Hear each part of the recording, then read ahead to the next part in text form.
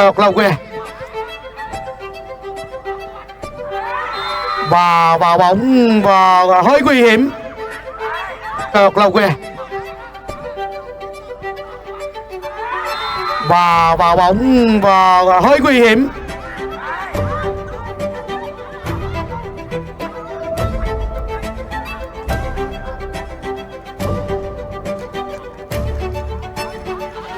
Tình huống mạng Sơn đã hơi cao trương và dĩ nhiên thì với anh Tú anh sẽ không giữ được sự bình tĩnh thưa các bạn.